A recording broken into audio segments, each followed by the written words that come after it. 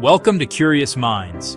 Before the espresso machines, before Starbucks, before the morning rush, there was a shepherd boy in Ethiopia watching his goats dance. And that moment changed the world forever. This is the real story and the legend of coffee. Over 1,000 years ago, in the highlands of Ethiopia, a young goat herder named Kaldi noticed something strange. His goats were behaving wildly, leaping, bleating, and refusing to sleep. The cause? A small red berry from a shrub they'd been munching on all day. Curious, Kaldi tried the berries himself. Soon he too felt an unusual burst of energy. Alert, alive, unstoppable.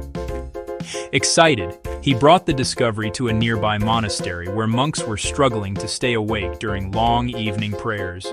But instead of gratitude, the monks threw the berries into the fire, calling them the devil's fruit. Moments later, a sweet, roasted aroma filled the room. Intrigued, they raked the embers out, ground the roasted beans, mixed them with water, and drank the world's first cup of coffee. And from that night on, no one fell asleep during prayers again.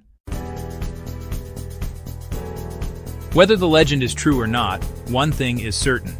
Coffee was born in Ethiopia and first cultivated in the region of Kaffa, the very place that may have given coffee its name.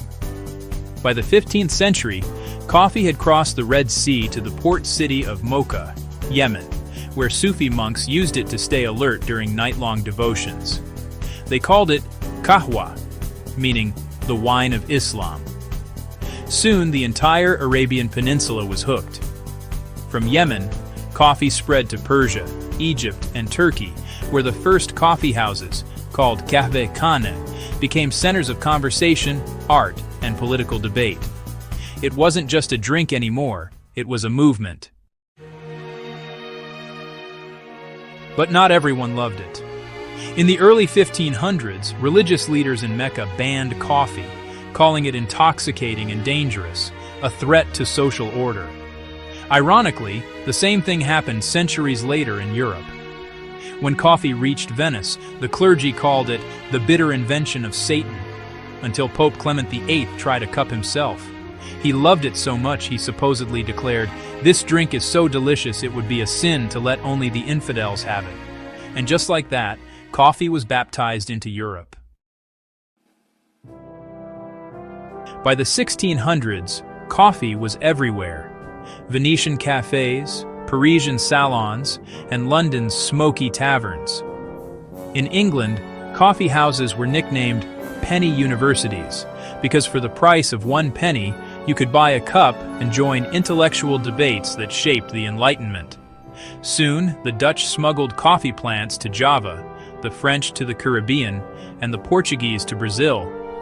And from those plantations grew an empire of trade and exploitation. Coffee had conquered the world, but it came at a price paid in colonial labor and slavery. But what made this little bean so powerful? The secret is caffeine, a natural chemical that plants evolved to repel insects. But for humans, it blocks fatigue signals in the brain. That's why one sip feels like flipping a switch. From a biological weapon, it became a creative fuel, powering poets, scientists, soldiers, and software engineers alike.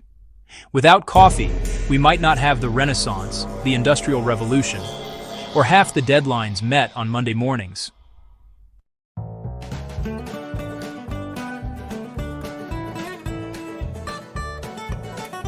Today, over 2 billion cups of coffee are consumed every single day.